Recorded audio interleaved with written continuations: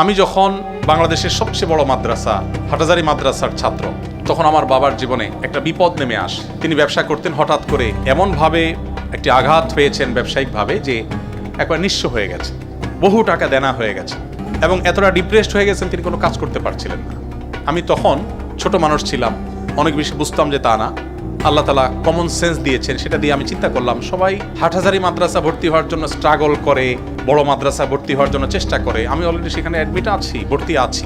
আমি তখন সিদ্ধান্ত চেঞ্জ করে সেই মাদ্রাসা ছেড়ে যশোরের একটা মফস্বলের মাদ্রাসায়, অর্থাৎ জেলা পর্যায়ে একটা মাদ্রাসা দর্নেমাসায় গিয়ে ভর্তি হলাম, যেটা সাধারণত কেউ করবে না, সেটা করলাম। অর্থাৎ ঢাকা ইউনিভার্সিটি ছেড়ে জেলা পর্যায়ের কোনো একটা কলেজে যা ভর্তি হলাম, এরকম একটা পর্যায়ে ভর্তি হয়ে যশোর যুব প্রশিক্ষণ কেন্দ্র এখনো আছে, সেখানে আমি ইমামতির দায়িত্ব নিলাম।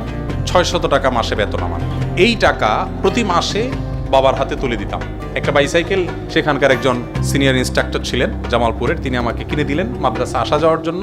ওখানে ৫ ওয়াক্ত ইমামতি করি, মানুষকে কোরআন শরীফ পড়াই এবং এর মধ্য দিয়ে আমি আমার পড়াশোনা চালাই। আবার মাঝে বাবার সংসার চলার জন্য মাসে ৬০০ টাকা দিই। আমার মনে পড়ে ৪ বছর আমি ইমামতি করেছি। এই ৪ বছরে ৪৮ মাসে কখনো ৬০০ থেকে ৬ টাকা আমি কেটে রাখি নাই। ৬০০ টাকার সম্পূর্ণটুকু বাবার সংসারে দিয়েছি।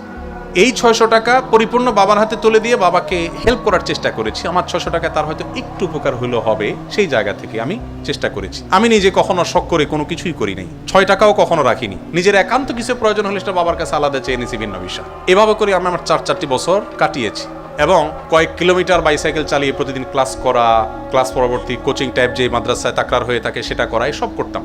ইমামতি ৫ ওয়াক্ত করা, কোরআন শরীফ পড়ানো, সব একসাথে এট এ টাইম কন্টিনিউ করতাম। আলহামদুলিল্লাহ, এই সকল চাপ নেওয়া সত্ত্বেও সারা দেশে মাদ্রাসা শিক্ষা বোর্ডের অধীনে 10 stand, 3rd stand, 2nd stand এবং 1st, এই সবগুলোর গৌরব এক একটা ক্লাসে আল্লাহ তাআলা আমাকে অর্জন করার তৌফিক দিয়েছেন। আমি গর্ব করছি না, শুকরিয়া আদায় করছি। আপনাদের সাথে শেয়ার করার উদ্দেশ্য হলো, চাইলেই আমরা একটু টিউশনি করে, একটু কষ্ট করে, একটু পরিশ্রম করে আমাদের পরিবারের পাশে আমরা দাঁড়াতে পারি। শুধুমাত্র অহেতুক সময় নষ্ট করে সিরিয়াসনেস যদি আনতে পারি, পড়াশোনা চালানোর পাশাপাশি আমরা চাইলে অনেক কিছু করা সম্ভব। আজকাল আমাদের তরুণদের মধ্যে এই প্রচেষ্টাটার প্রচন্ড ঘাটতি দেখা যায়, তারা এই চেষ্টা করতে রাজি না। আপনি যদি চেষ্টা করেন, আমার মনে হয় আপনার সমন্বয় করা কঠিন হবে না।